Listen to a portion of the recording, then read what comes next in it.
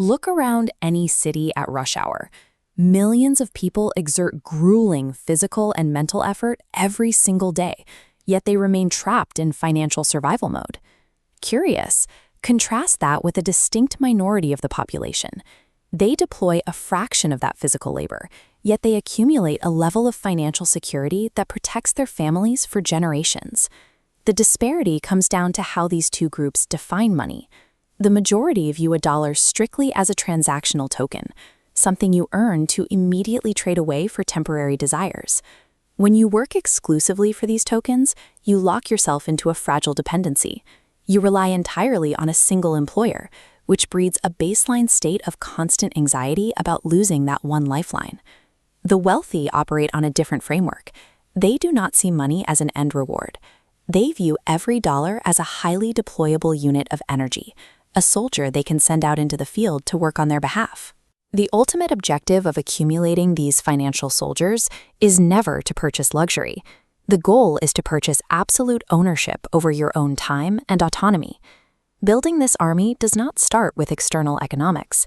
The primary battlefield for wealth accumulation is your own internal psychology. For the working class, an acute fear of losing capital often paralyzes decision-making. This fear actively prevents people from taking the calculated risks necessary to grow their money. This creates a poverty mindset. It weaponizes a lack of initial resources, using it as a reason to avoid taking any financial action at all.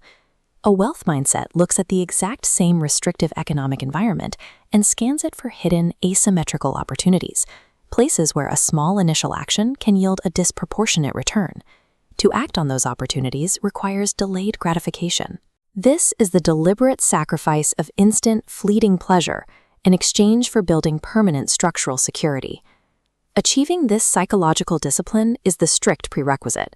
Without it, even a sophisticated financial strategy will eventually collapse under the weight of poor impulses.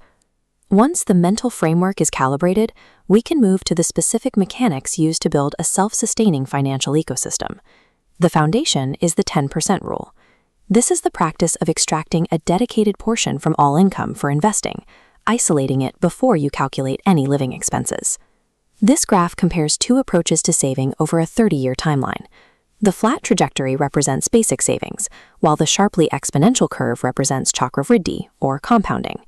Compounding is the process where returns on your investments begin generating their own returns, transforming consistent capital into massive wealth. Look at the inflection point at year 10. Early, consistent investments overtake delayed, larger investments, causing the growth rate to skyrocket vertically. Relying on a single salary stream to fund this process carries high risk. It is like building a house dependent on one water pipe. If that pipe bursts, the entire structure is compromised. Consumer debt acts as the toxic opposite of this process. When you take on high-interest debt for depreciating goods, you actively pawn your future labor to fund today's comfort. Mastering these specific mechanics, paying yourself first, harnessing time, and avoiding consumer debt is what transitions a person from an active laborer into the commander of an economic system. Beyond strict financial instruments, there are two primary accelerators that multiply your earning potential. First is the continuous investment in personal skills. While physical assets can be volatile, your ability to solve problems and create value is a portable resource. It is the core asset that enables you to rebuild, regardless of the current economic climate. This node-based network map illustrates the second accelerator, network leverage. Network leverage is the strategy of building relationships with high-value individuals to expand your economic reach. Your financial ceiling is dictated by the caliber of your associations.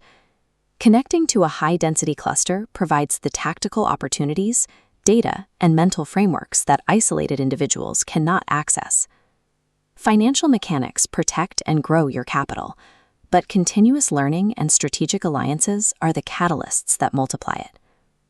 When we strip away the superficial societal markers of being rich, the mansions and the luxury goods, we reveal the actual end state of financial independence. True wealth is the absolute eradication of financial anxiety. It is the power to wake up every morning immune to the pressures of an employer or the stress of pending bills. Money itself is neutral. It is not a corrupting force. Rather, it acts as an amplifier of an individual's pre-existing character. For disciplined, generous individuals, this amplifier effect allows them to scale their societal impact and establish permanent, generational legacies. The pursuit of this freedom is not a distant event. It is a continuous series of micro-decisions made at every point of purchase or investment throughout your day. Adopting this psychological framework immediately transfers control of the future back to the individual. Once the internal logic of wealth is established, your current starting point is no longer the metric of your potential.